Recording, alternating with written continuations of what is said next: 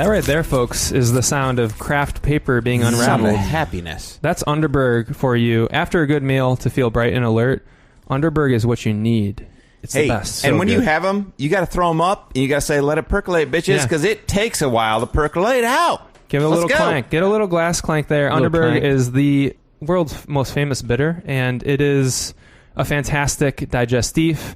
If you have a big meal that you're grilling or a Thanksgiving meal, something like that, get yourself an Underberg to feel bright and alert. Oh, or anytime during the day. Could be after breakfast, after lunch. So good. Mm-hmm. It's the best. Get yourself some. Welcome back to Eclipse on Tap, the podcast where we talk about eclipses of all kinds and space in general. The double crack. Episode 93 in the month of April. Late April here. The spring is fully upon us. We've started the cycling season. We're here, and we're here with a special guest, the one, the only, the legendary RaceChaserDad. This is your third or fourth appearance, I think. I was going to say, I think it's very fourth. impressed with the new studio. I like the Red Wing shelf going on, and I like all the Apollo memorabilia. I'm feeling way at home.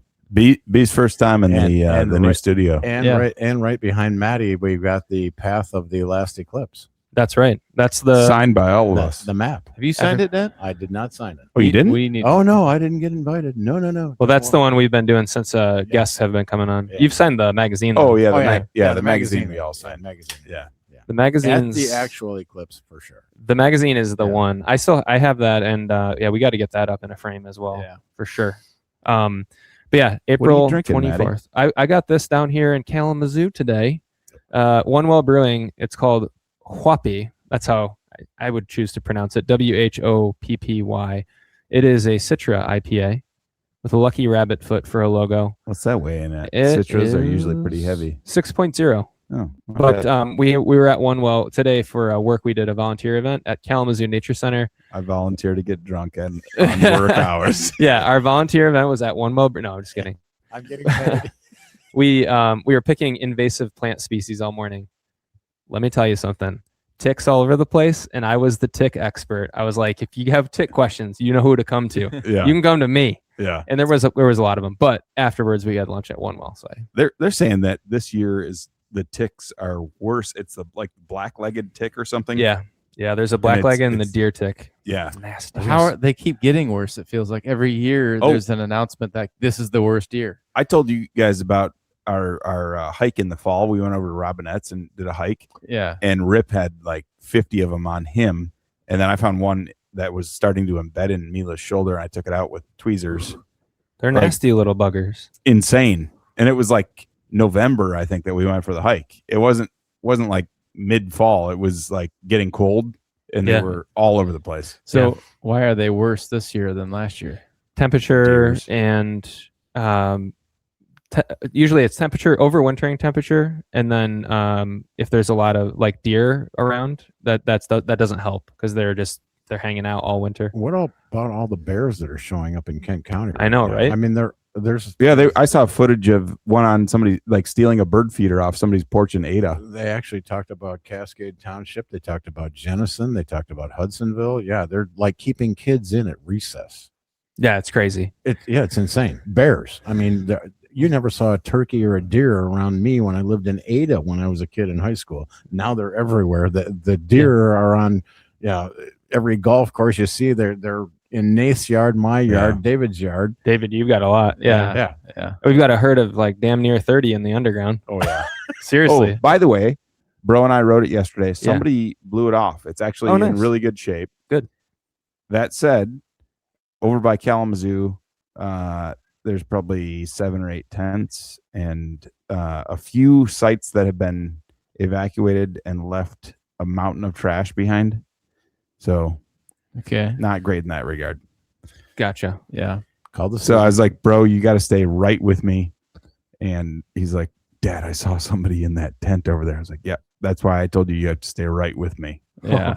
So, yeah, it was a little sketchy. Yeah. The underground's probably going to be It's going to be infested. We were over at dinner at my in-laws, which backs up to the underground, and there was 10 of them in that field on the other side of the railroad tracks from the underground. 10 of them just in that field, just grazing while we were eating dinner. Wow. They're all over the place down there. So do you remember when we didn't get the cottage one year and you rented one and you were standing in the front yard toward the beach and then you go, Dad, look, you had it crawling up your belly. Yeah. Oh, man. And I found one on R.I.P. Rip Yenzi. Found one on his ear that was like inflated already. Pulled that off. Oh, yeah. We found one in your basement. Matt pointed out that it was a tick. It was basically like fully like engorged in the basement on Lovell's face. It was on his lip, I think. Yeah. If I recall, we did a little procedure and got it out. Surgery. Yeah. The one thing so this is a fun fact about ticks. People get very scared when they bite you. The thing that is notable is that the bacteria that causes Lyme disease and some of these other really nasty ones is in their like gut, essentially. So when they bite you, it's a lot of energy for them, and they have to the pressure of your blood going into them means that that bacteria can't get into you. So until they're engorged, until they're like a little bubble on you, that's when it's like, if it's engorged, that's when you should get checked for Lyme and go to the doctor or whatever. That makes me feel better about the one I pulled off. Because it was still tiny. 12 to really between 12 and 36 hours you have of, obviously get it out as soon as possible, but everyone like freaks out right when they have it bite them. So the old wives' tale, when I lived in Cincinnati and I had a little poodle that we'd had for many, many, many years, she would come home with ticks on her head. Yeah. And we would take a match, light it, blow it out and touch the tick, and the tick would back out. Yeah. And I don't know if it actually backed out or if we just burned it off. The funniest way to get them out. Does that work or not? So the best way to get them out is to pull them out. You have to be really careful and like kind of yank on it slowly. So you actually want to see your skin kind of lift up. That's what it was freaking me out when I pulled the one off Mila. That's how you want it to, because that means you're getting it, and it's going to back out. And then the best litmus test for like, did I get it out correctly, is if you pull it out and you set it down and it keeps crawling like it's nobody's business, you're like, that's a good thing. It's still alive, but then you can go kill it. If you yank it out too fast, you'll rip its head off and its head can stay in you and you can get Lyme. And it's like 20, I think it's like 20%. Fucking vampires. Yeah. 20% of deer ticks have Lyme. It's wow. Yeah. It's a lot. Oh my gosh. So anyway, but ticks, spring leads us to one thing that rhymed. Barry Roubaix. Let's talk Barry Roubaix for a second. Didn't get a tick there. We didn't get a tick. Got plenty of mud, and it's been got a new drivetrain. Yeah, it's a new drivetrain. Holy cow! That was a gnarly race last weekend. Team Eclipse on Tap signed up for the 36-mile edition. I actually took my gravel ride, my bike out today. Yeah. And like I spent a lot of time scrubbing it, and it was quiet when I took it out. I was actually really surprised. Yeah, mine was not. Mine was really squeaky. I've washed it twice and it was squeaky. I probably need to take it apart a little bit more, but yeah. Bearings potentially in the rear derailleur and then even on the hubs, I think might need some TLC now. But yeah, it was muddy, rainy, wet. For the 36-mile, I think it's the Thriller, right? The gravel Thriller, they call it. Chiller, Thriller, Killer. Chiller, Thriller, Killer. But yeah, EOT, Team Eclipse on Tap, had a great outing. Our teammate Nolan Vanderswag, legend, won the whole thing. First overall. I mean, he's really our GOAT. I mean, yeah, he's the only chance we had to win it. Yeah. And he did it. Yeah. And that was really cool. He was I think, arguably one of the favorites to win it, and he came through in the clutch. Oh, he was a marked man for sure. I mean, like everybody was watching what he was doing. And the week before when we did the Dirty 30, he couldn't like blink without people like panicking. Oh, no one's going. They know him. Yeah. They know him now. So, and to his credit too, he's definitely very, very good at staying in that like top 15 guys the whole time. Like, which is where we failed. Well, it's like I could get up there if I wanted to. It's just wanting to stay up there. Yeah. Because it takes a lot of effort just to stay up there because you have to follow guys all the time, and you would occasionally have to touch the wind a little bit, so And it was a headwind but going out. It was yeah. Like there was sections where it was like, oh man, it was probably 15, 20 mile an hour headwind going out. You didn't want to be right on the front, but you needed to be thereabouts.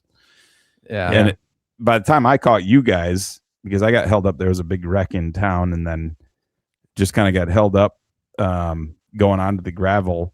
It took me probably 5-6 miles to like catch up to the lead group. And it's like, if I'd just spent that energy to be at the front right away, I would have saved myself all that stress early on.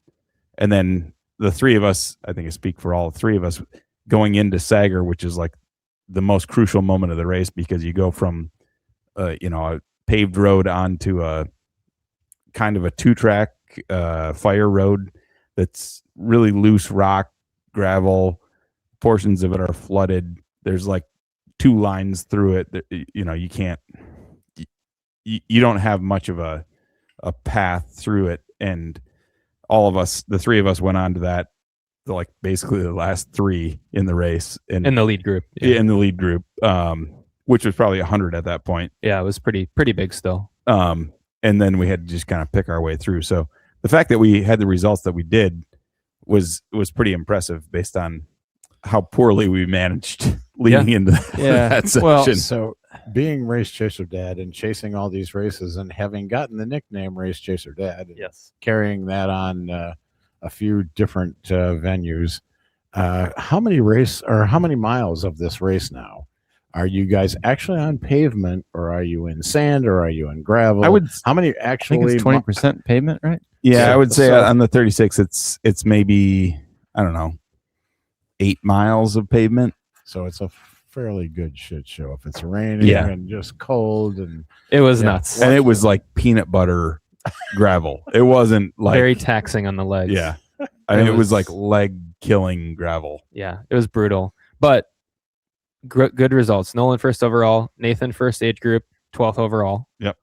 David third age group, 38th top overall. 40 overall, 38th overall, and then I was 4th in the same age group, which was fun. David and I on the podium together, top 5 at this race. So those photos, that was nice. That was cool. So yeah, I was 4th in the age group, and I was 10 places behind David overall, so 48th. So we were all top 50, which was pretty cool.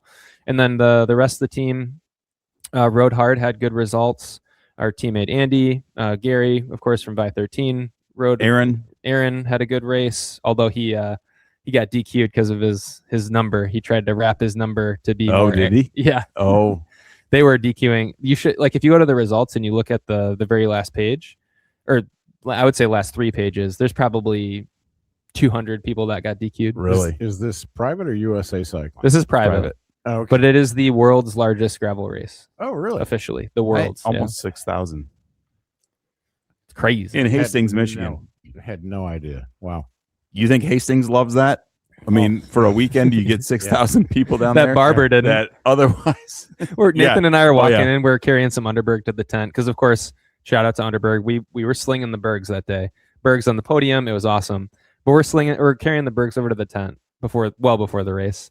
And the town's starting to get a little bustling, right? You can't park anywhere. It's busy. And this guy walking into his barbershop, he was like a good old boy. And he was like, "Where are my customers going to park today?" And he was all pissy. And I'm like, I don't think it's a good day for a haircut, my guy. No. Like, this is just go home. Ain't nobody coming to downtown Hastings unless they're racing bikes. Oh, by the way, you need to tell your customers don't come that day. Yeah. And I shouldn't have said go home. I'd say go to the race, go to the after party, crack a beer, enjoy it. Yeah. It's something that your town, Hastings, little old Hastings, is now the host of the world's largest gravel race. And so many beer tents, so much, Black Rocks. It's just a big fun event. Yeah, it was. It was great. And then the ladies of EOT, Shay and Lindsay, had a great race in the 18, which is awesome. I want to stop you right there because I got to give a massive shout out to my wife, Lindsay. Yes. She did what I would not have done.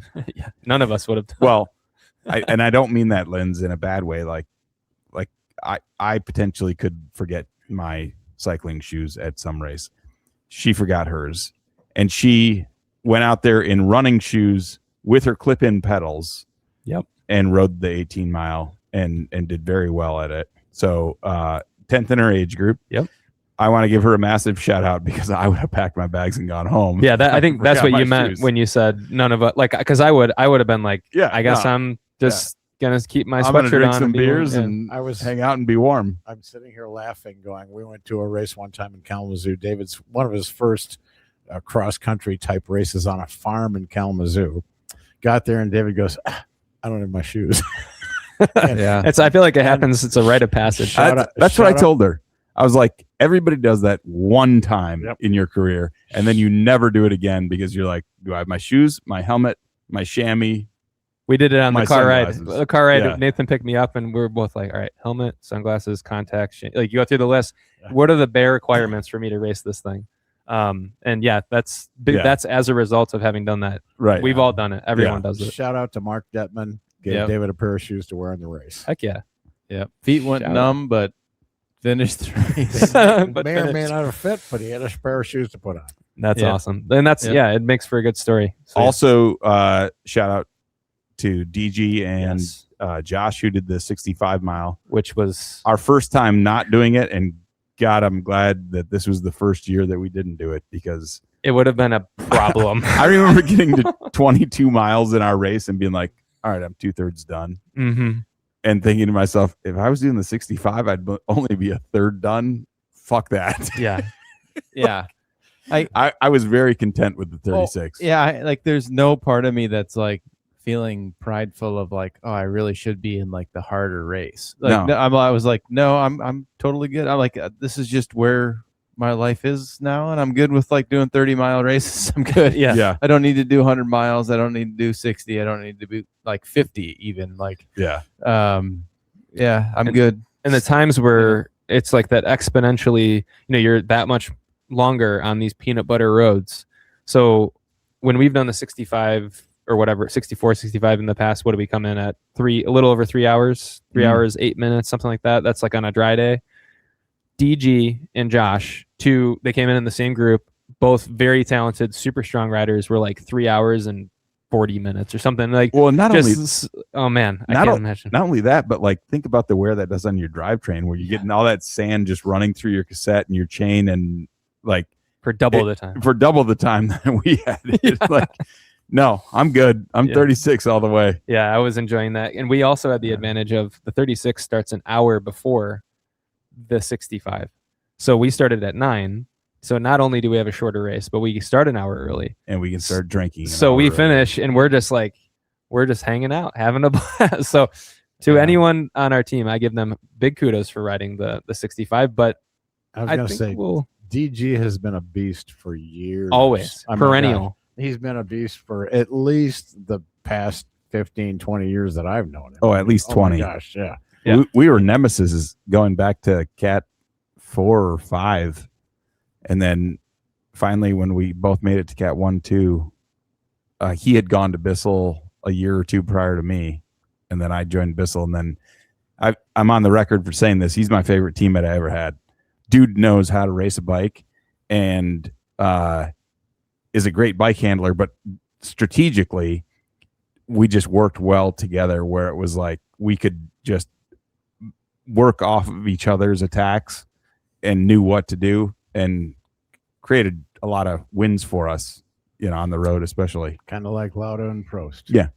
And speaking of being a good bike racer, he was on a good bike too. Oh, His bike is that's so sick. Yeah. He's got that new NV gravel bike with it was looking awesome. It was just It was not looking awesome afterwards. it's like a cool greenish clay color. Afterwards, it was just like white from It looked like dirt. if you take the you can buy like the powdered peanut butter and you can like mix it into milk or whatever. It looked like that. It looked like or like whey protein, some Somebody sort of had powder sprayed it. just Yeah. from Yeah. head to toe. The whole thing, man, was nuts. Yeah. It was intense, but it was good. It's sort of that perennial kickoff of the season. We had done Dirty 30 the year or the weekend before, and Team Eclipse on Tap did win top team at that race, which Team was sweet. overall. And overall though, the season's kicked off. We're primed for Grattan. Le Tour de Grattan is going to start in 2 Oh, you know weeks? what? Who else we didn't give a shout out to is Brian. Oh yeah, duh, Brian. Wow, he Director Sportif. Director Sportif turned elite 36-mile racer. I mean, he had a great race. Yeah. He really did. That was his first gravel race ever. Most impressive thing about his performance was that he took like 30 minutes to get out of his kit at the end, and I was shivering with a down coat on and a sweatshirt on. Yeah. And he's like, "Why are you so cold?" It's like, well, I don't know. Why are you not cold? Yeah. It's I was like 40 degrees with a 20-mile-an-hour wind. It hit that certain moment that adrenaline wears off, and then you're just like body shaking, body shivering. Yeah. Brutal. Shout out for I would say to Jeremiah too, for standing on the sidelines and being the team mechanic. Yeah, team mechanic, Team Swanee. Shout out Dan Hurst as well. He let Linz get to the race without shoes. That's true. He's not in charge of her bag though. True, but he wasn't a great mechanic. To Brian, he was a good cheerleader. To Brian, though, you guys talked about Grattan a little bit ago. Yeah. And his folks, Skip and Diane, founding that whole thing out there, the racing series at Grattan with the A's and the B's. Legends. And I could go out there and race in the B's. I mean, I might be 6 laps down by the end of it, but, you guys in the A's would be, 17 laps ahead of me, but I could actually go out there. Anybody can go out there and ride a bike at Grattan and be in the B's. And be on a safe road where you're not going to get hit by a car. Closed circuit, 2-mile long road course, racing course for cars. And it's just a wonderful series. They're great people. And kudos to Brian and his folks. Amen. And as Grattan starts, plug for Grattan. It is in Grattan Township, Michigan, which is a little east of Rockford-ish. Kind of between Rockford and Belding. Yep, exactly. Like smack in the middle there. And every Wednesday night, 6:45 start. Various number of laps based on the time of the year. Of course, earlier in the year when we're less daylight, a little less laps. Peaks at the summer solstice and then fades its way back down all the way through the last Wednesday in August. And if you are a first-time rider in the B's, you get your race free. Did you say it was the 47th year, I think? Something like that. It's been a long time. It's been since I was a kid. Yeah. I remember going into a sports store many, many years ago, and a guy looking at me going, "Hey, you should come out to Grattan and race bikes." And it was Skip, and I had no idea. Mm-hmm. And it was one of those things where you go, I don't know. My dad and I were in this store, and my dad's kind of going, "Yeah, maybe you should do that." And I rode all over Ada and Lowell and everywhere on my bike. But I wasn't really going to get into cycling like you guys are. But to look at them and what they've done with that whole series in West Michigan and total Michigan cycling is they've done so much. I mean, people come from Traverse City to race at Grattan. People come from Detroit to race at Grattan. People come from Indiana to race at Grattan. Yeah. It's just amazing. And Detroit's got what's that circuit? Waterford, which is it's okay. It's not Grattan. It's not Grattan. No. I mean, like I went over. They had a actual USAC race there. Like, gosh, that was probably like 2014, 2016 in that era. Yep. And it's okay, but Grattan is such a superior track and series. The way that Brian and Diane and Skip made it, and then Brian has carried it on. It's far superior, and it's a great race, but it's also a low barrier to entry. To your point, like anybody can go out there and do it. I mean, we get all sorts of racers out there, and you find your way. I mean, you got guys from Carl and David and Brent Bookwalter and Brian Sheedy to kids that are like out there learning to race. Your son and daughter. Yeah. Yeah, I mean it's really a cool venue. Yeah, and I'll give a plug. We've made it cooler with our after party. We We sure have. I honestly hope if they sell it, not if, when they sell it, it'll eventually be sold. Whomever the new owner is, I hope they don't just turn it into a neighborhood that you can buy your $5 million home and have your Lamborghini and run it around your track in front of your house, and the road goes around the back so you can get to your house, but you can pull your car out of your If that garage. happens, it's going to be me that buys it, and it's going to be our $5 million homes. Yeah, you can take your inheritance and do that. But Anyway, My Powerball I mean, winnings. if you look at that kind of thing, somebody that would buy it, I would hope, let the whole cycling thing keep Keep it going. Yeah. It has to. Yeah. It's so wonderful. Yeah. It's such a wonderful venue. And I've been out there when a couple of bad crashes happened, and you were in one many, many years Mhm. ago with the first team you were on, West Michigan Coast Riders, Mhm. and you crashed badly, and they were all about, like, all over getting him, help, whatever he needed. And it was just a bunch of road rash at the time, but other people have crashed out Pretty there. sure I was concussed too. Yeah. I mean, yeah. They kind of just give you some gauze and Neosporin and send you on your way home. But there is an ambulance. Yeah. I don't mean to be morbid to bring this up, but did you hear about this Colombian cyclist? Super sad. He crashed a UAE. week ago. Yeah, he was on Team UAE. He crashed a week ago.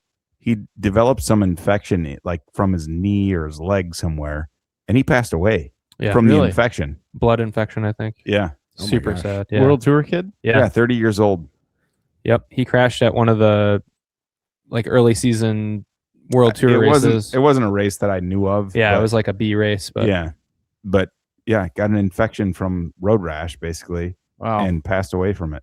super Wow. sad. Well, when you were still riding, we talked to you when you were looking at different teams and that kind of thing after all the pro stuff and going, well, should I go with this UAE team? And you were, I think Paco had gone with them, and you were still kind of going, no, that's not the same team. That was Okay. Skydive Dubai or Skydive something. Dubai, Okay. yeah. All right. So Um, there was a team out of the Middle Yeah. East. Makes me glad. Like, so when I did that race in Argentina and I hit that like road furniture and I did Here's some vitamin. I did like 6 What cartwheels they in the give you? air, and they didn't have any antibiotic ointment in Argentina. I think I freeze framed. I had- From the video of that, I freeze framed you skidding on your head. yeah, like I seriously like I I think was I have skidding on that my head too. with my Yeah. arms were just like this. Yeah. But I didn't. I got terrible road rash, but they just gave me dry gauze the rest of the race to put on my. Like that was the worst experience of my life. I got back to Georgia, and like it actually did. It was smelling like everything smelled. I went straight to CVS and bought as much Neosporin as possible. I'm like, I'm gonna give this like 2 days. If it's Sir, not, are you if I'm not dealing good, I'm gonna go to Neosporin? the hospital. So you're saying this Um, was worse than China? Um, Broken rib in China? I don't know about that. That was pretty awful, but broken rib. but this was bad just from like You'll be the okay. pain of the. It's like it was clearly infected, and it was like I still have scars from that all over my left hand side. Oof. But it was just totally infected. Yeah.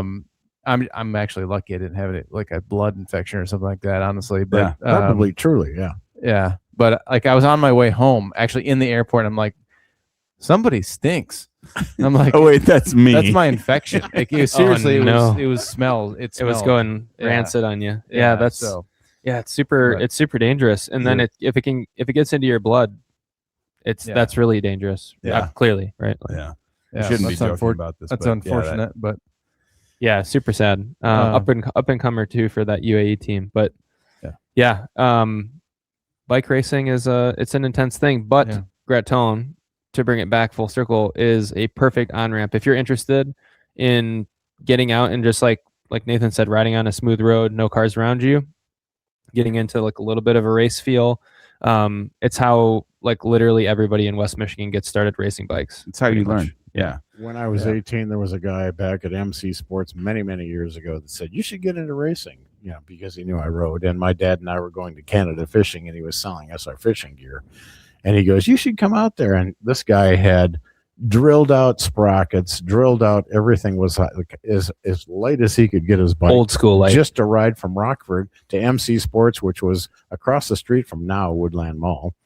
And I can't remember his name, but he was like, you should get into cycling with us. And that was Grattan back when I was a kid. Skip and Diane were still running it, like back been in the going long. early 70s. Yeah. We're excited this year. What is it? 2 weeks from, or a week from Wednesday? I don't want to make any predictions, but I'm going to make a prediction. EOT is not going to be scrambling for a win at the end of the season. No, we're gonna be up in there. I'm excited. It's gonna be a good season. There's I don't want to announce it on air, but during the break, there's a fun thing.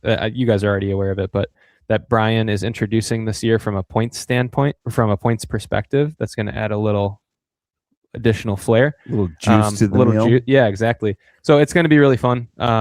Little bit of NASCAR. That's right. That's right. A little bit of NASCAR, but as we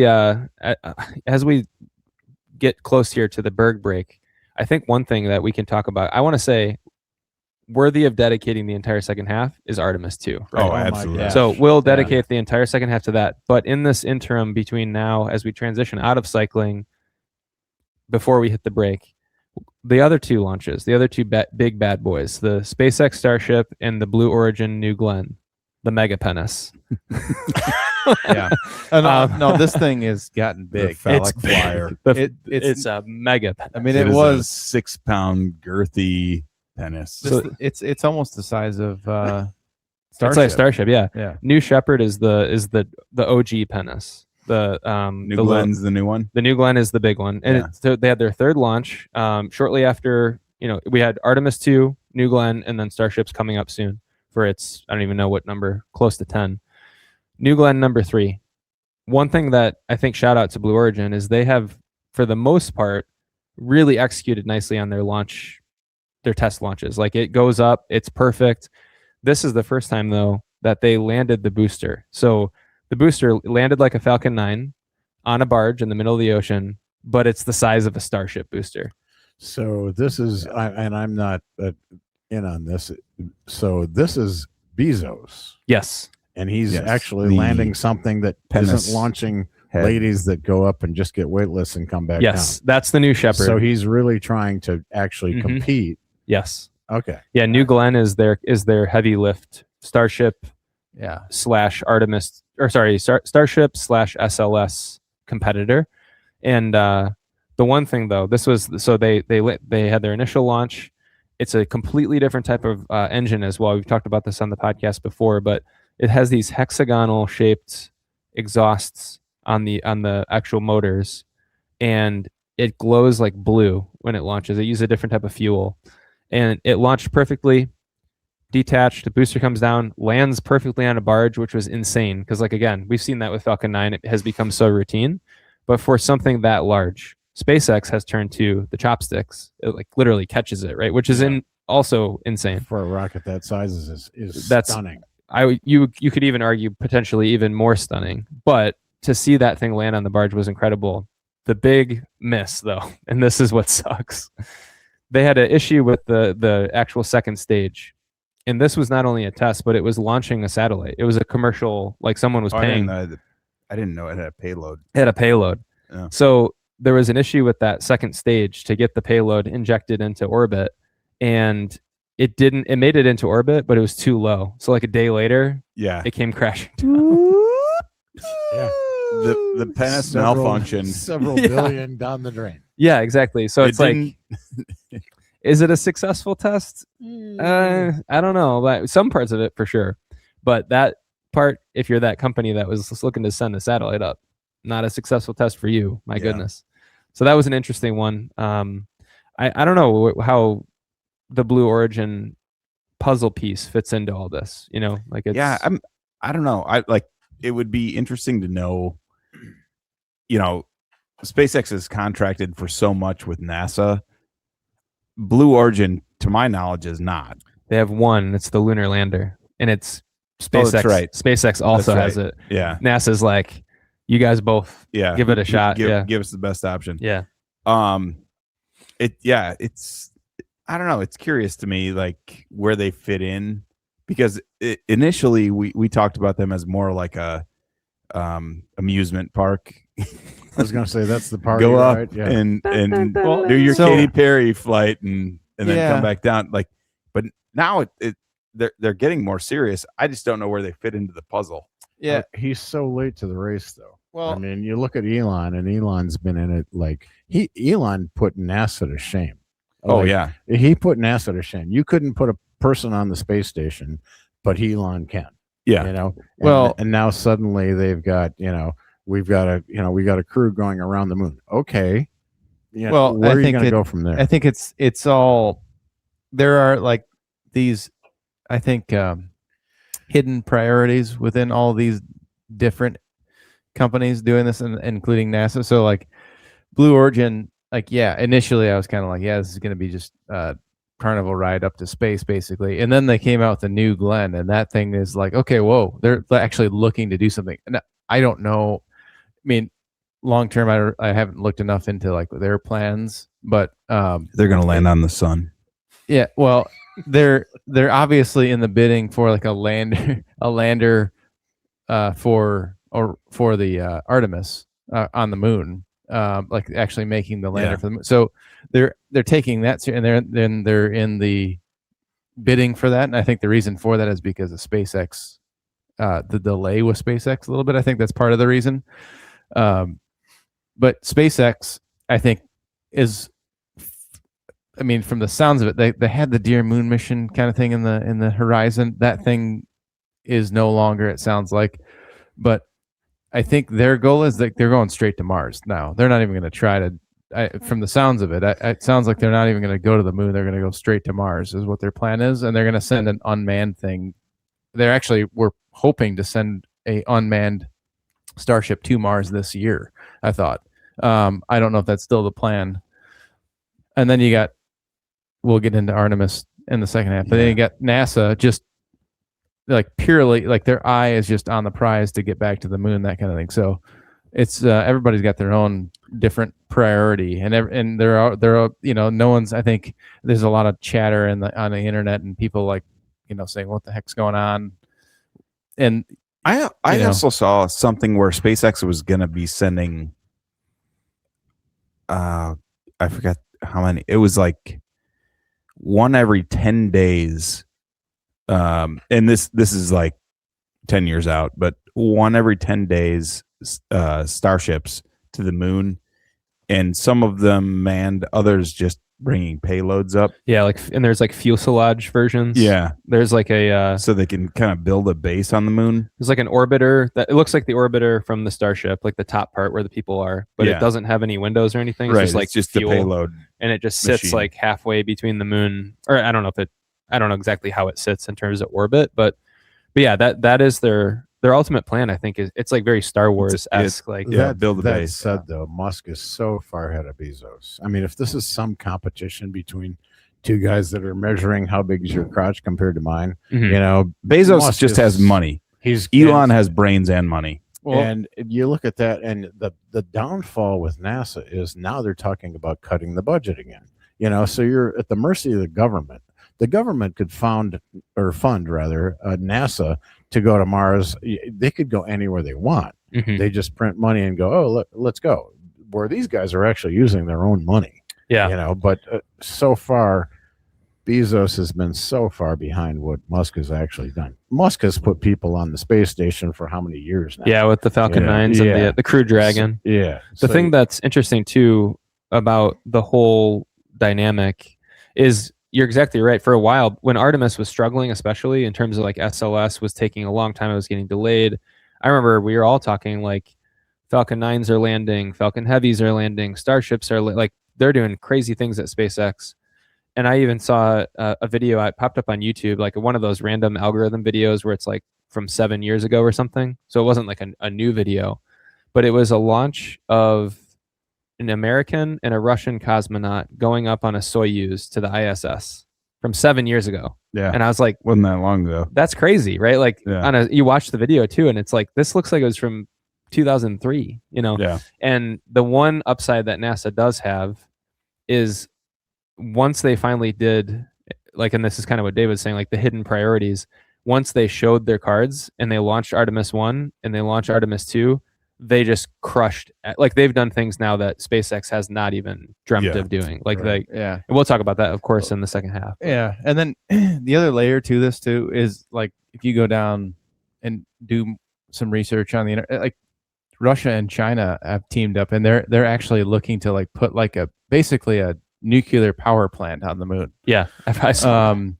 which is terrifying. Perfect. But Love it. They're looking at like making these basically like a little. We can nuke the United States at any moment. Well, like little from the moon. They want to make like little utopia on the moon where it's like they actually have the ability to make livable homes or structures out of the moon's soil and like 3D print it from material Whoa. on the moon. That's crazy.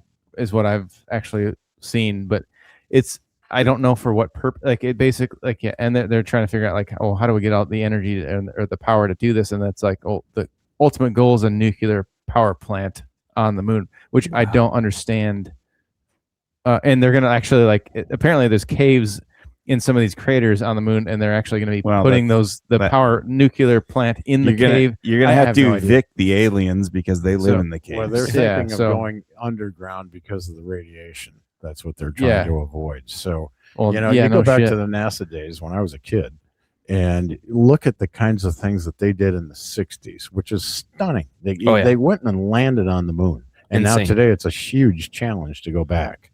And you go, what happened in those past 50 years that suddenly we can't just do that? We need to dive into that second half because there's a lot of what they use, the formulas, everything that they use that's just gone.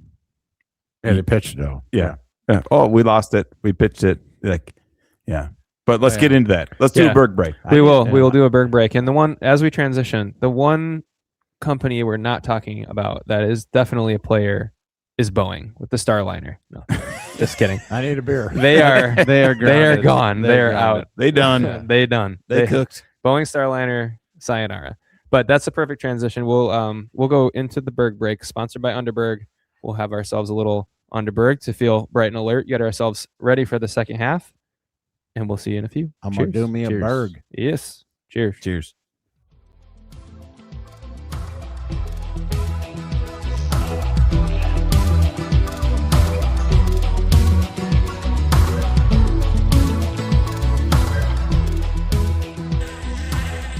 Do you hear that, folks? That's the sound of bees. It's a familiar sound, and it's the sound of bees enjoying honey. And it's not the honey that you go from the store with the little teddy bear. That teddy bear is overrated. You got to get yourself some Michigan Bee Co. Pure raw honey like David's got sitting in front of him. You guys can't have any of my Michigan Bee Co. honey. A live taste test right here. Sample. Look at this. He's going. He's digging in. Both hands. This is the pure raw honey that the bees enjoy. Just as the co-host of Eclipse on Tap, and you should as well. So good. Michigan Bee Co. 4th generation beekeeper John Evers. He knows what he's doing. Since 1922. It's unfiltered. It's good it's stuff. Raw. It's what the bees enjoy. Get some at any local proprietor, Meyer, or any of your local markets.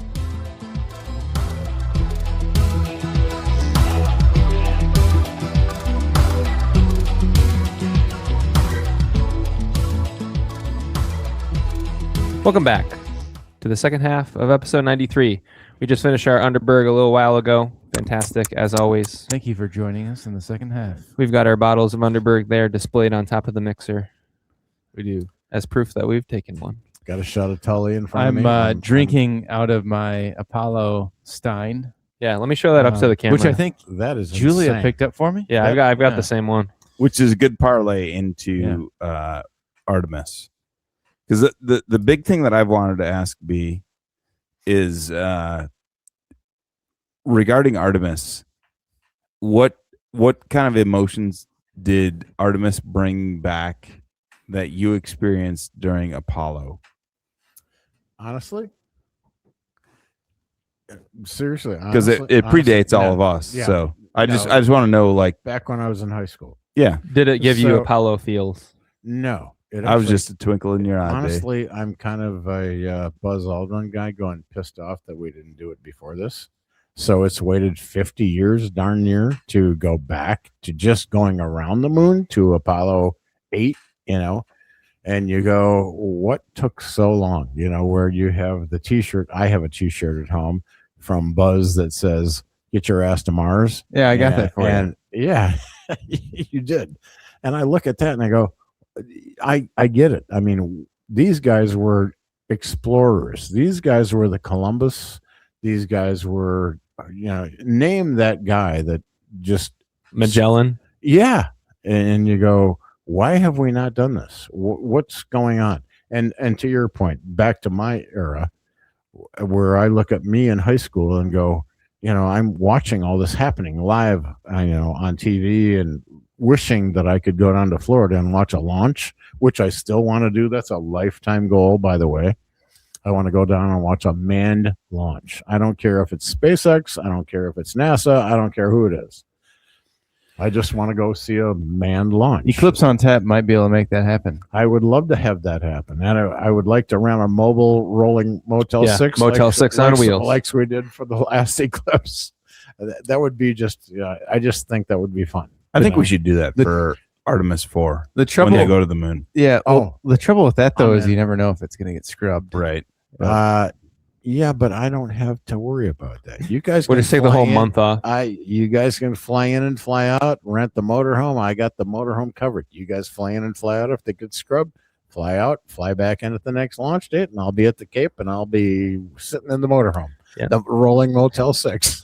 Yeah, you'll be in the same spot that we left you. What a piece of shit. Babe, what have you been doing the last 2 weeks?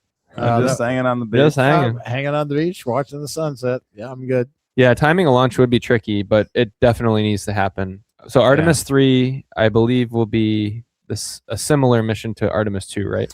Artemis 3 is the one where unmanned. They're going to go up. Well, they're going to go up and they're going to dock again, or what? So no, they're going up with.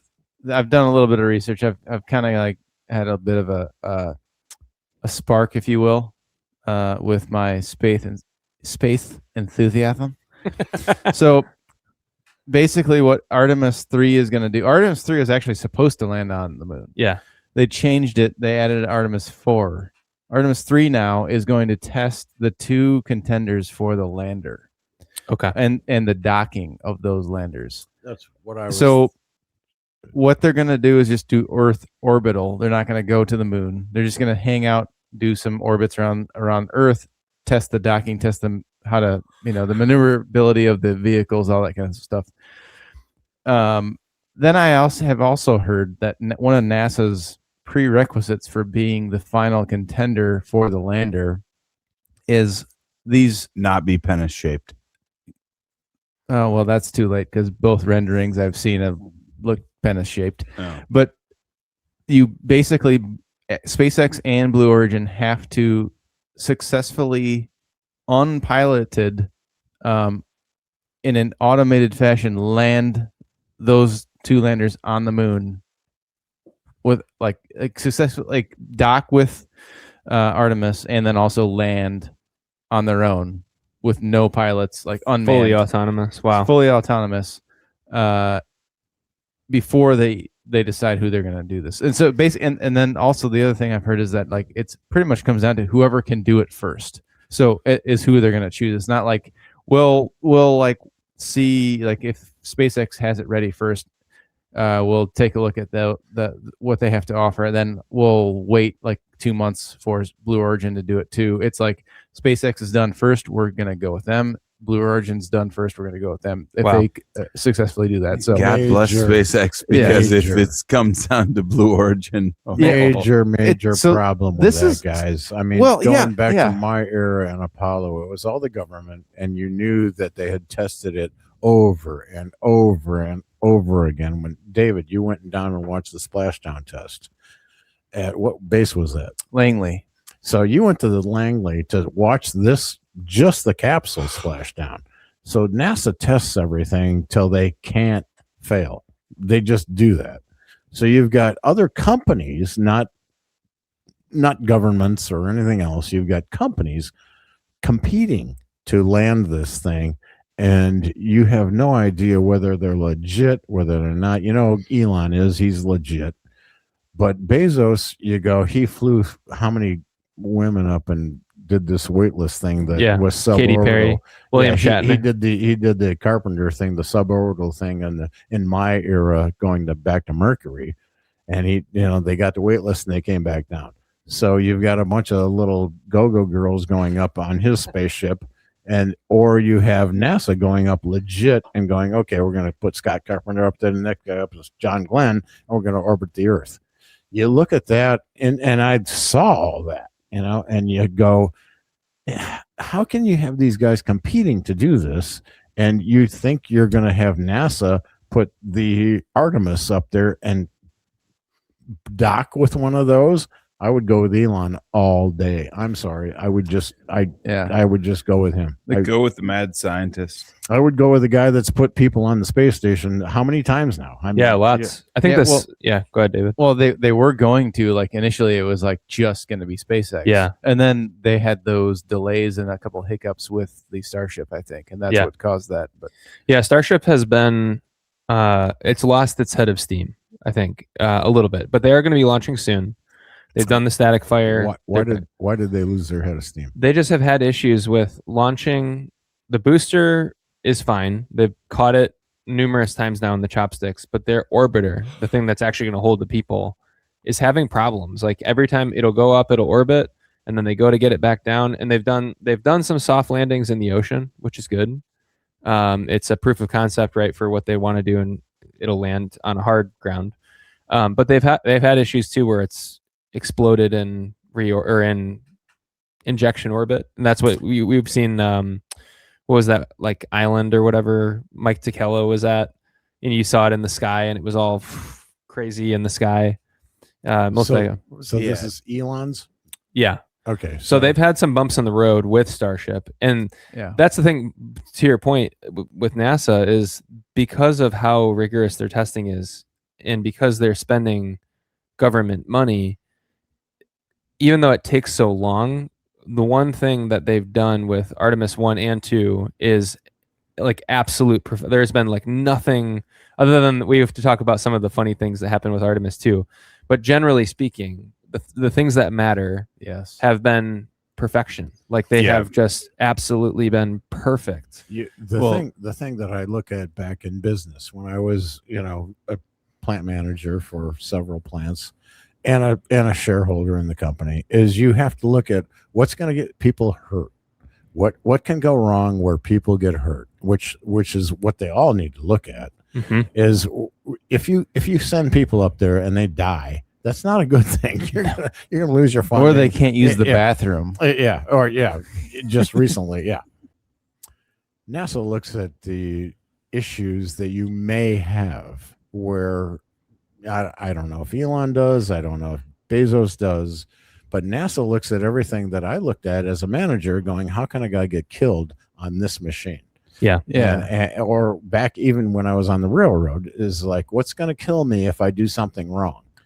Where you have to look at those things. Where the risk is if way you're more in space. I mean, if you look at any of the movies, like you look at The Martian and you go, you do something wrong, you die.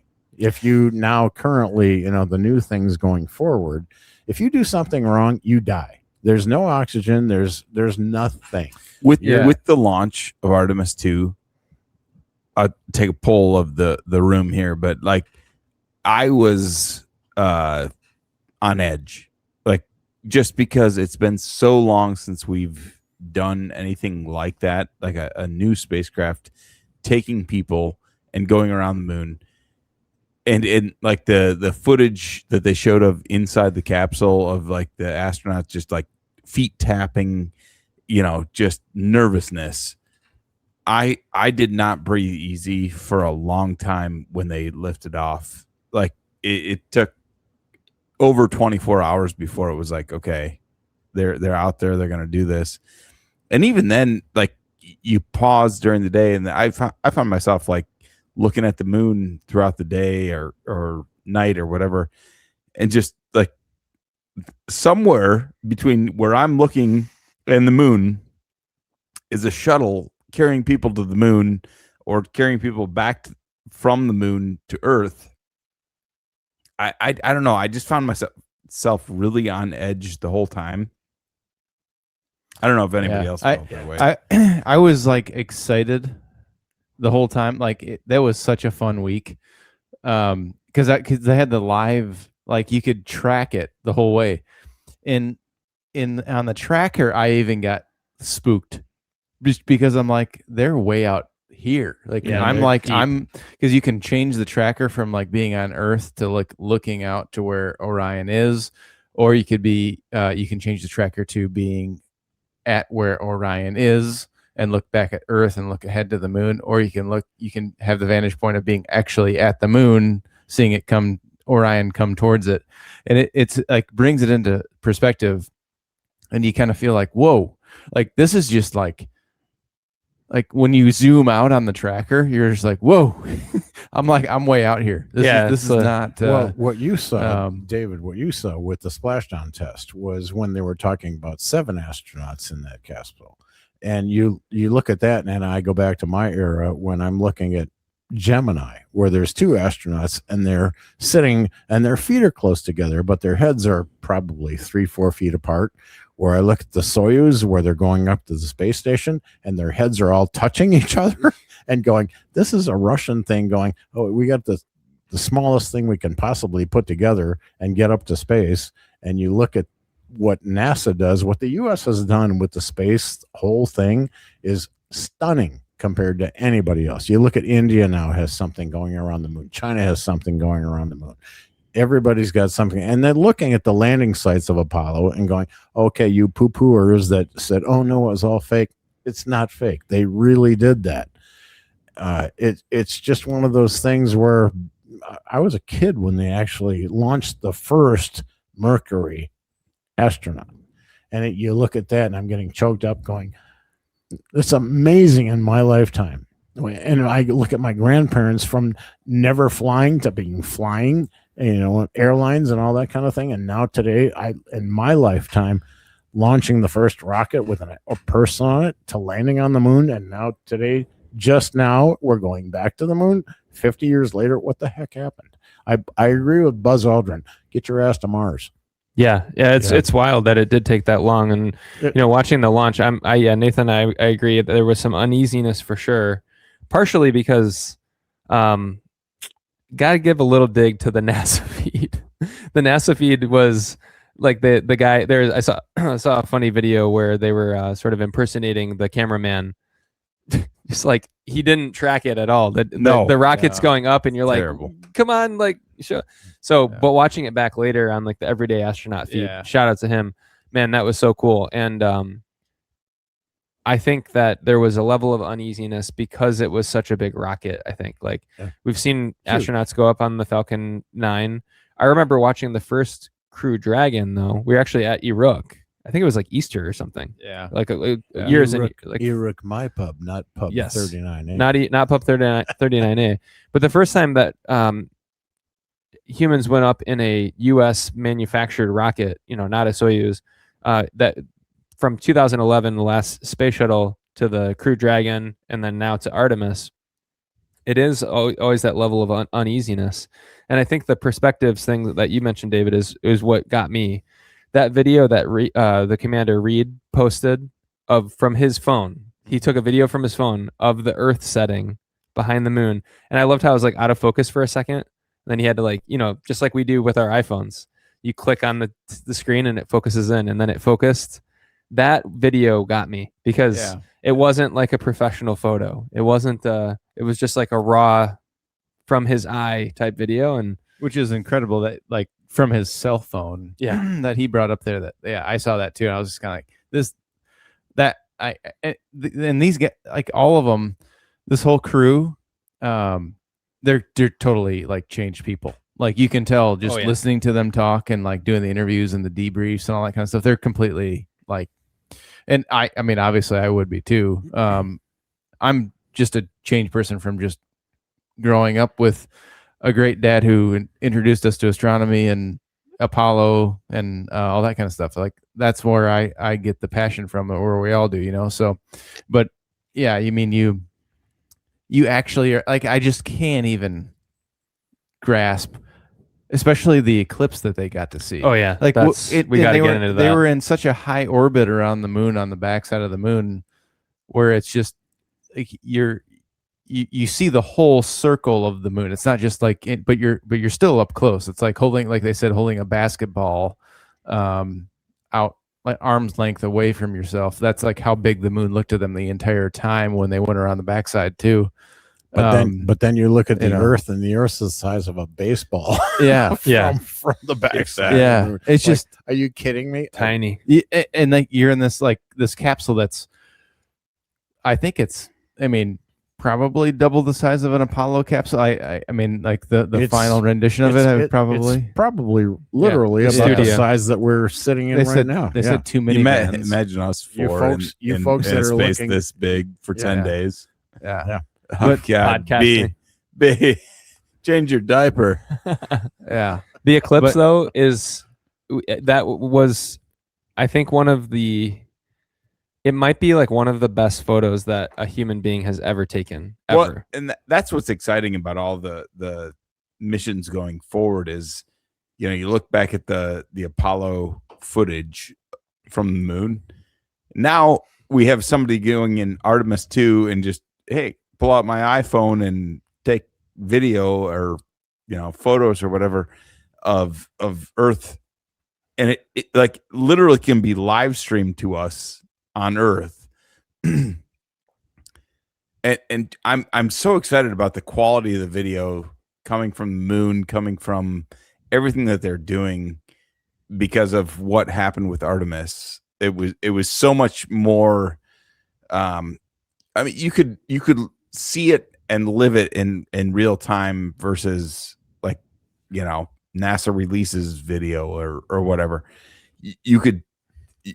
It was so much more vivid and engaging for like the general public than anything that we've had before, in terms of deep space. Yeah, like the tracking perspective and Right. the photo. So one thing that was interesting about the photos that were taken, and it's really cool, like those the ones that I posted in the Discord, like the actual like raw files.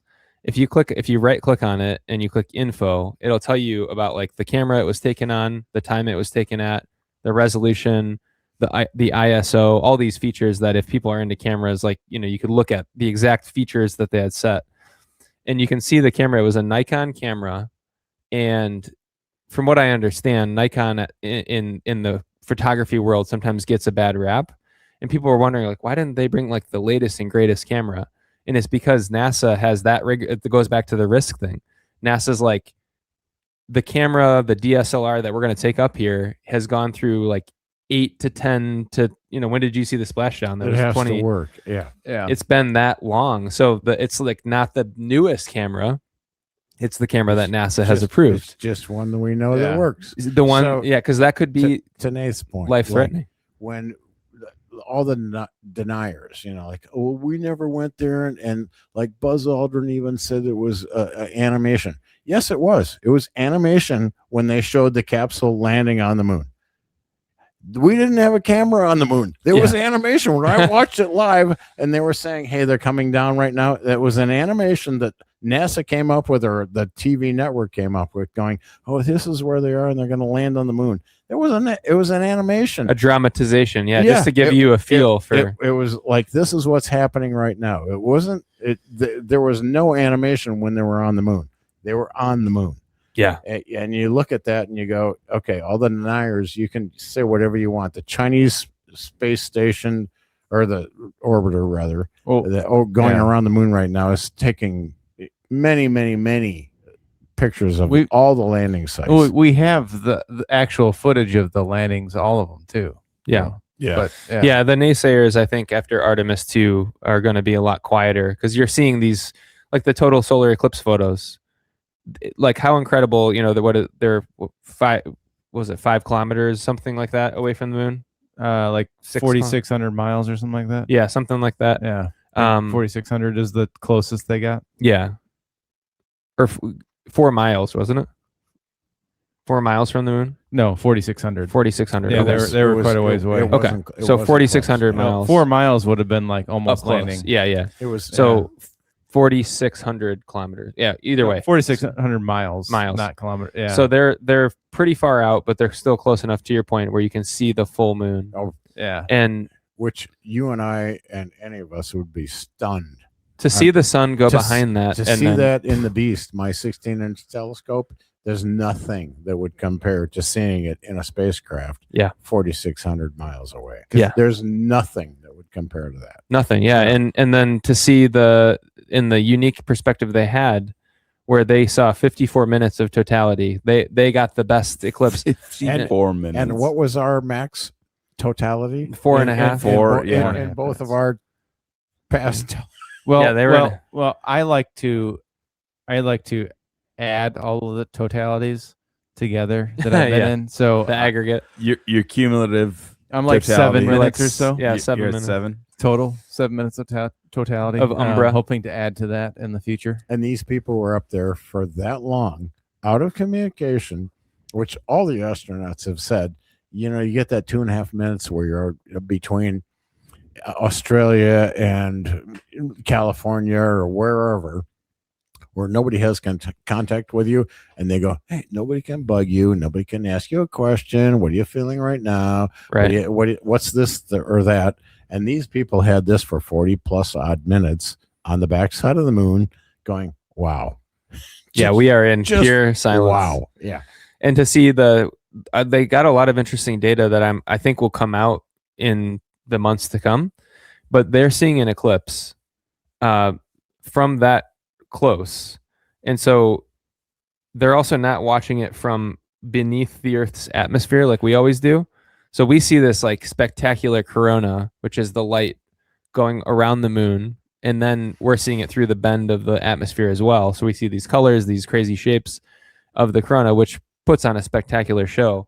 But they're seeing, like, it looked so different. You know, it looked like it was just a pasted picture of the moon in front of like a little bit of light coming around, like leaking out. You know, No Yeah. distortion. No distortion. no distortion. Yeah, And so on the approach to the moon too, this is one thing that like Jim Lovell has talked about. I think Gene Cernan has talked about too.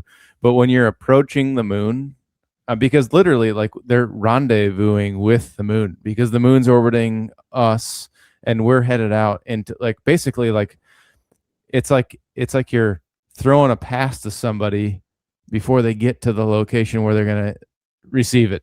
So like basically we're shooting off into a point in space that the moon's going to end up in 3 days, basically, and 250,000 miles.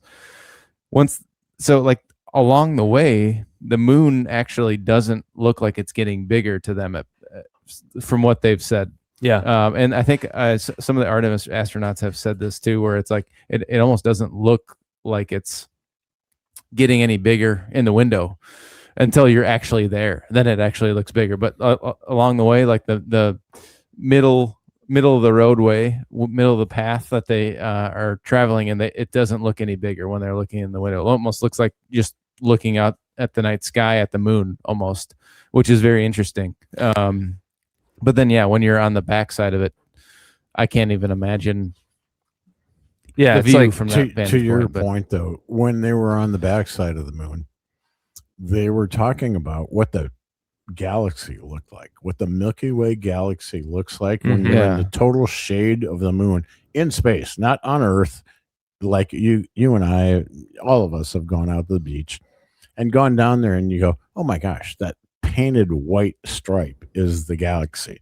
Can you imagine seeing that, which they've talked about, from space without the atmosphere, with anything else, and you see the galaxy that we're in, and you go, how far away is that other galaxy? How far away in 200 billion years are we going to crash into the Andromeda galaxy?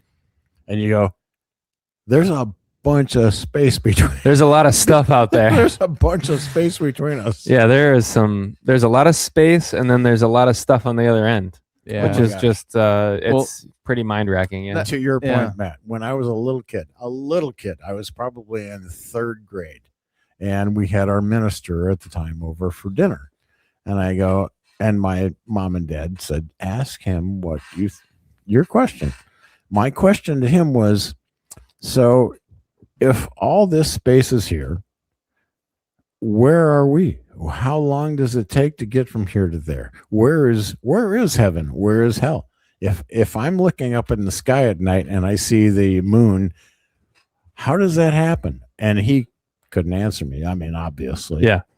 Yeah, like what is up? What's down? Right, Where's the start? exactly. Where's the end? I was Um, a little curious kid, and you just go, and I look at Emrys, I look at, all my grandkids. I've got 8 grandkids now, and I look at them and go, what are they thinking? Emrys, Mila, Lawrence, Patrick, Natalie, all of my grandkids, but the bigger grandkids, and you go, what do they think of what they see when they look up at the sky? And you just go, it's stunning. And you just have to take the telescope out and go, I got 3 little grandkids or kids next door.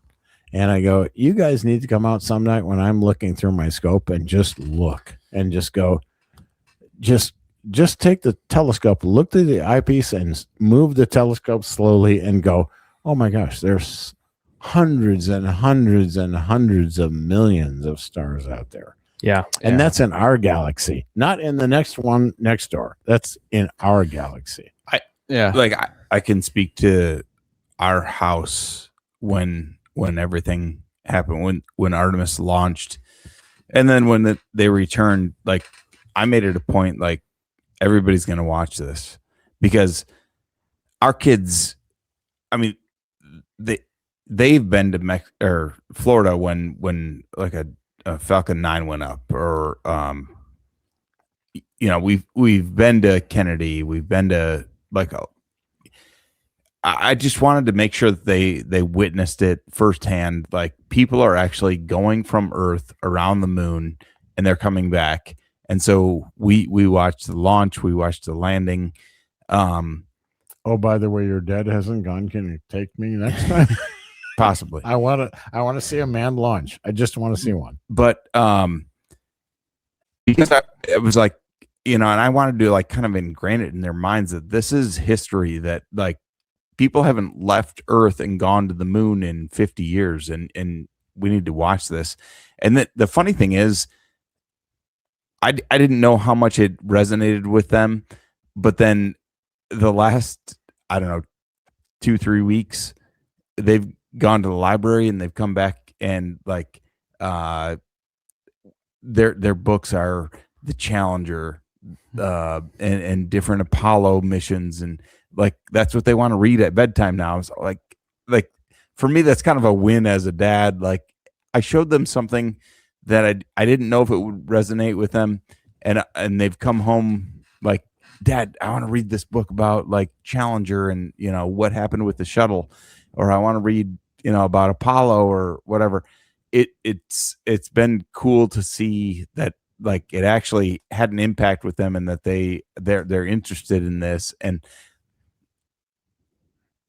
I guess kind of like a pat on the back to myself, but like my daughter Mila, she got the book on the Challenger, and she had it for like 3 days, and for whatever reason, like I didn't have the opportunity to put her to bed, and she's like, I've been waiting to read this book because I want to read it with you.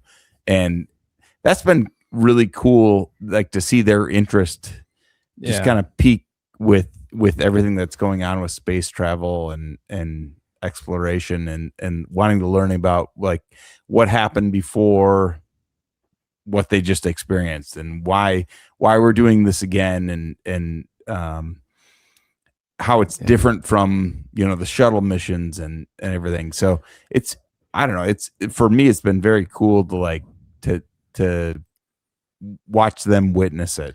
We should take them. Sorry, we should take them down because so the first off, there's a really, in front of the kids museum, there is a really cool memorial to Roger B. Chaffee. Roger B. Yeah. So I think that'd be really cool because like, and then one of the, Kristen, who is it?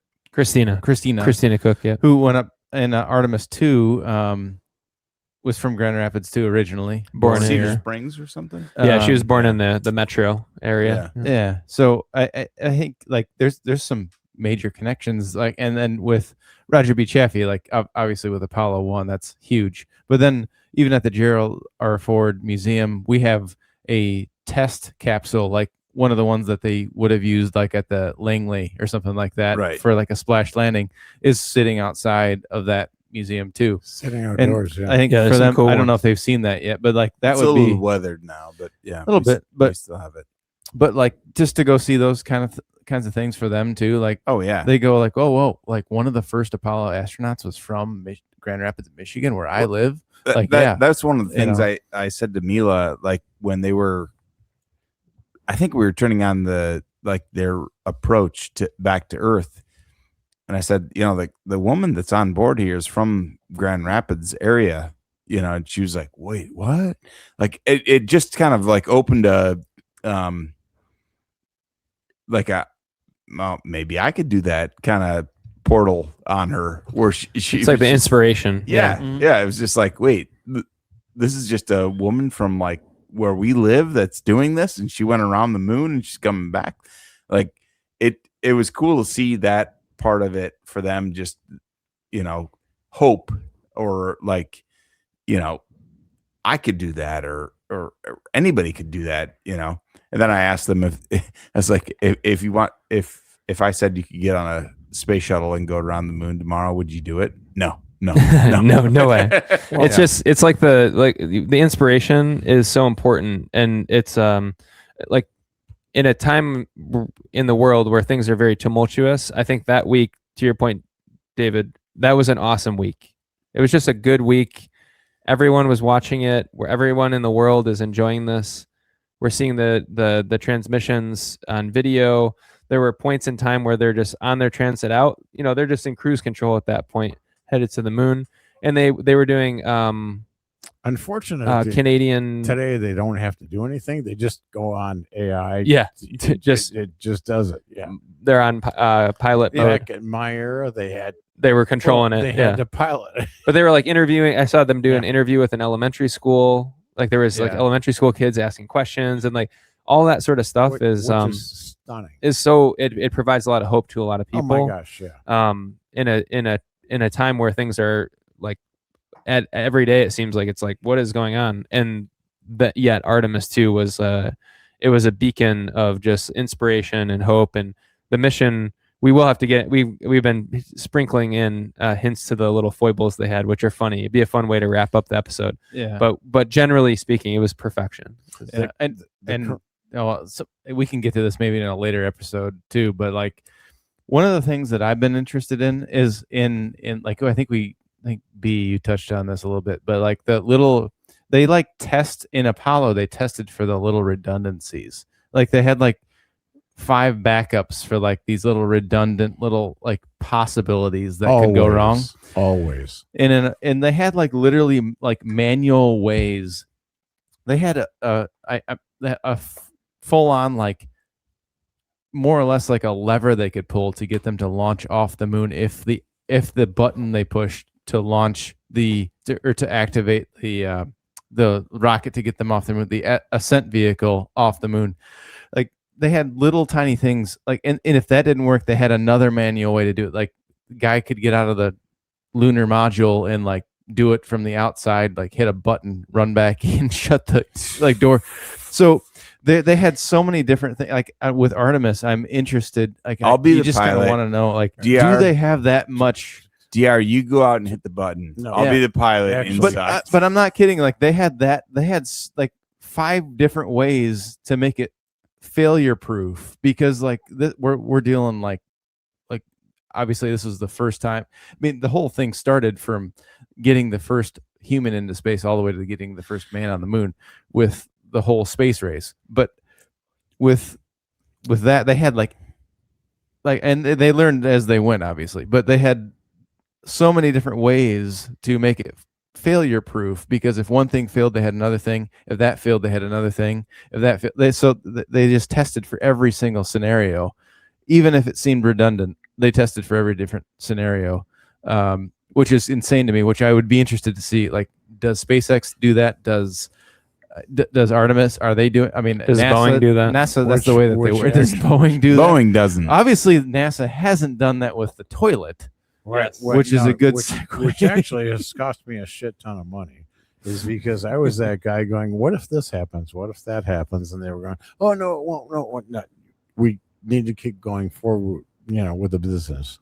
So I look at that and go, if to David's point, NASA looks at everything and examines it, not 5 times, not 10 times, not 50 times. They look at what if they look at the what ifs? And What if they- the and- shitter and doesn't flush? They look at exactly. What if the toilet doesn't flush? Yeah, and Well, but if you look at that and go, yeah, if you're on your way to Mars and it takes 70 months, or if you're looking at a mission to Mars right now, like we haven't talked about this, but if you look at Mars and you go, okay, it's going to be 2.5 years and you're not coming back until 4 years, and And do you you don't want have to a be toilet. do you want to be on that mission? Right. Right now, they're looking at the Mars missions that are you're gonna go there, but you're not gonna get back. And who are those? Project Hail Mary. And who are those astronauts? And I've got the book, and you Mhm. guys just went and saw the movie. yeah, there's one. I like I've Andy seen- Andy Weir emailed me back after the first book. Yeah, So it's it was awesome. yeah. So it's one of those things where you go, and Andy Weir got a lot of kudos from NASA for that book. Yeah. The Very first- technical. for Yeah. the first one, yeah. And you go, what if you go there and you can't get back? And these people that go there have to look at it and go, I'm not coming back. What am I going to do when I can't come back? Can I create? Can you be the guy on the Martian movie from Andy Weir? And can I grow potatoes? Can I grow onions? Can I grow anything? Yeah. to What are the make- contingencies? Yeah. Exactly. And which is what NASA looks at, which is what Elon and Bezos may not look at. Yeah. Their level of risk is probably, they're certainly operating with a higher level of risk. Yeah. Because like you look at the Starship, and this will be a good segue to wrap, is talking about the foibles of what Starship deals with, what Blue Origin deals with, and then what NASA deals with. Starship, they have launched several of those vehicles that have exploded on the pad, landed and crashed. Or the craziest one was it was early on where Teetering. it teetered. Yeah, it landed and it was like, and they ended up hitting the button to make it explode. We had talked about Oops. that. Yeah, like, oh, whoops. Oops. Blue Origin, I'm sure they've had their failures. And then yet NASA launches Artemis II. And the biggest failure was that the fan in the bathroom stopped working. And they figured it out. They talked it through. They probably had backup, what if that's a Diapers. problem where all of a If- sudden the oxygen in the capsule is being compromised? If realistically, if you want to go to Mars, look at NASA, because they look at all the failure, complete possibilities, and they go, okay, if we land safely, Mhm. number one, which we've done on the moon. And they go, okay, so once we get there, what do we do when we get there? Oh, we've got all this food that we brought with us. So how do we keep going? Oh, gee whiz, we need to launch something else to make, so we can go over there and get more food. It's not going to be like the moon or the movie Martian, where you can go, oh, let's grow potatoes because we just happen to have this environment that we grew on Mars. Yeah. It's one of those things where you need to go, what's really going to work if we go to space? And it's not easy. It's space, like in the movie, they said it's not easy. If you screw up, you die. Yeah, that's exactly it. Like, and that's to the point with the bathroom fan, or the two Yeah. issues they had were the bathroom fan, and they also had like a Microsoft Outlook issue, which was funny because I think like all of us that work with Outlook on a Never daily had that. basis. It's like, oh, Never. it's just like a hilarious thing to, clearly the mission was damn near perfection, and the little things that popped up were as a result of, things here and there, but they had contingencies for even those. They were able to figure it out on the fly, make everything happen, communicate, all the above. And so I think, yeah, largely, like speaking on it as a whole, it was perfect. Artemis 2 was absolute perfection.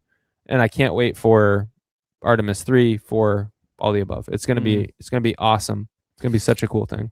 Yeah, it's incredible just to see what Artemis 2 is able to accomplish and what's ahead. I mean, there's so much to do yet. But I think they're on the right track with NASA. We'll see. Yeah. It's exciting times either way. Yeah. I'm on board for Artemis 4. Yeah. Gotta see it. But yeah, that'll be, I think, a good place to wrap for episode 93. We covered it all. Barrier Bay, the giant penis that is New Glenn, Artemis II. We got it all. But follow us on the socials at Eclipse on Tap. We're everywhere where you find your social media. And then, of course, the podcast. Apple Podcast is supposed to be getting video soon, which is exciting because Spotify has it. YouTube has it. Apple's a little lagging behind, but they're going to have it soon.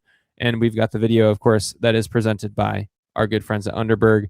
That's given us this 2-camera setup. Really special, and excited to post that out to the world. So we'll see you all in the month of May for episode 94. We're getting close. We're getting close to 100, boys. Cheers to Underberg. Cheers to Underberg. Cheers to Eclipse on Tap. Bye. Cheers.